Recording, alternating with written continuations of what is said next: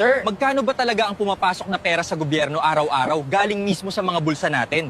Paano nila nakukolekta yan ng ganong kabilis? Tol, ang gobyerno natin ay parang isang dambuhalang vacuum cleaner. Naka-on yan 24/7. Humihigop ng pera mula sa bulsa ni Juan de la Cruz, mula Batanes hanggang Hulo, at mula Pilipinas hanggang sa abroad. Walang lusot, walang kawala. Simulan natin sa tanong mo, magkano ang pumapasok? Sa national budget natin na umaabot ng halos 5 hanggang 6 na trilyon kada taon. Kung i-divide mo yan sa 365 days, lumalabas na humigit kumulang 10 hanggang 15 bilyong piso araw-araw ang kailangang kolektahin ng gobyerno para tumakbo ang makinarya nila. 15 billion pesos per day. Ganyang karaming pera ang rumaragasa papasok sa kaban ng bayan. Saan galing yan? Himayin natin ang menu ng hututan.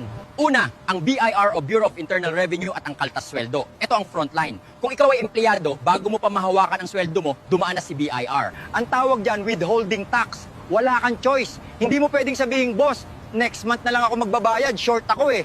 O kaya pwede bang 50% mo na? Hindi pwede, automatic kaltas. Kaya ang gobyerno, siguradong busog tuwing kinsenas at katapusan. Bago mo ipambili ng gatas ng anak mo, nabawasan na nila. Tayo, iniiyakan ang payslip, sila nagpapalakpakan sa dami ng kolekta. Pangalawa, ang VAT o Value Added Tax, yan ang tax ng mahirap. Ito ang pinakamatindi at pinakatraidor. Kasi kahit walang trabaho, nagbabayad nito. Bumili ka ng sardinas, may VAT. Bumili ka ng noodles, may VAT.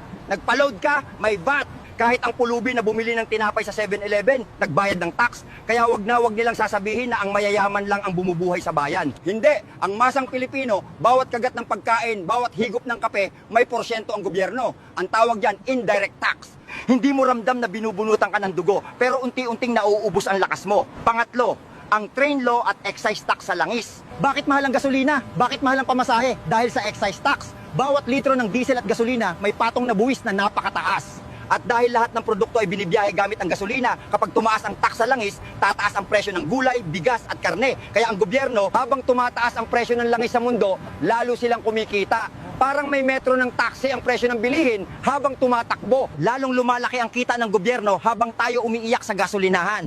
Pang-apat, ang BOC o Bureau of Customs at ang mga import, lahat ng pumapasok na produkto galing ibang bansa, kotse, gadget, sapatos, pati bigas at ulam na ini-import natin, may tarif o buwis sa customs. Bilyon-bilyon ang kita dyan araw-araw. Ito yung gatekeeper ng Pilipinas. Bago makapasok ang Nike o iPhone, nagbayad muna yan sa gobyerno. At ang bayad na yan, ipapatong sa presyo na babayaran mo sa mall. Panglima, ang mga OFW. Ito ang modern heroes natin, pero tratuhin parang modern gatasan. Oo, tax exempt ang income nila sa ibang bansa. Pero teka lang, hindi sila nakakaligtas sa vacuum cleaner bago sila makaalis. Bayad sa passport, bayad sa POEA o DMW processing, bayad sa OWA membership, bayad sa PhilHealth na sa pilitan minsan. Ang daming processing fees at documentation fees. At kapag nagpadala na sila ng remittance sa pamilya nila dito, yung pamilya nila gagastusin ang pera sa Pinas. Ipambibili ng Jollibee, ipambabayad ng kuryente, ipapanggasolina, balik ulit sa VAT at excise tax. Kaya ang perang pinaghirapan ni kabayan sa disyerto o sa barko ay umiikot pa rin pabalik sa gobyerno. Sila ang nagpapasok ng dollar reserves na nagpapatatag sa ekonomiya natin, pero sila ang pinakamahirap kumuha ng serbisyo sa embahada. Ngayon tol, pagsama-samahin mo yan,